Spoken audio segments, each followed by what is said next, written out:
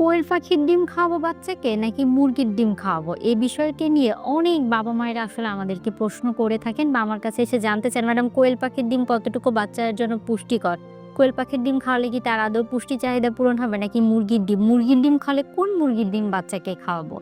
আসলে সবার ১ম এই যদি বলতে হয়, ডিম প্রোটিনের চাহিদা পূরণ করতে সাহায্য করে। ডিম আয়রনের চাহিদা পূরণ করতে সাহায্য করে। ডিম ফলিক অ্যাসিডের চাহিদা পূরণ করতে সাহায্য করে। ডিম যদি সূর্যের আলোতে বেড়ে ওঠা হাঁস মুরগির ডিম হয় ভিটামিন ডি তৈরি করতে সাহায্য করে, রক্ত তৈরি করতে সাহায্য করে। অর্থাৎ আপনি বাচ্চাকে যে ডিমই খাওয়ান না কেন এই উপকারিতাগুলো পাবেন। হয়তো কম, হয়তো বেশি।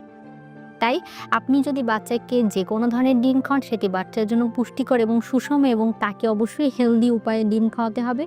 যদি কোয়েল পাখির ডিম খাওয়ান তাহলে অবশ্যই আমরা সাধারণত বলে থাকি ৩ থেকে ৪ টি কোয়েল পাখির ডিম সমান হচ্ছে একটি মুরগির ডিমের পরিমাণ ক্যালোরি পাওয়া যায় বা একটি মুরগির ডিমের পরিমাণ হচ্ছে আমরা পুষ্টি উপাদান পাই। তাই অবশ্যই কোয়েল পাখির ডিম খালে একটি ডিম খাওয়াবেন না। চেষ্টা করবেন কমপক্ষে ২ টি কোয়েল পাখির ডিম খাওয়ানোর জন্য। আর হাঁসের ডিম ১ টি, মুরগির ডিম ১ টি বাচ্চাকে খাওয়াতে পারেন। অর্থাৎ দিনে ১ টি ডিম বাচ্চাকে অবশ্যই খাদ্য তালিকায় অন্তর্ভুক্ত করতে হবে।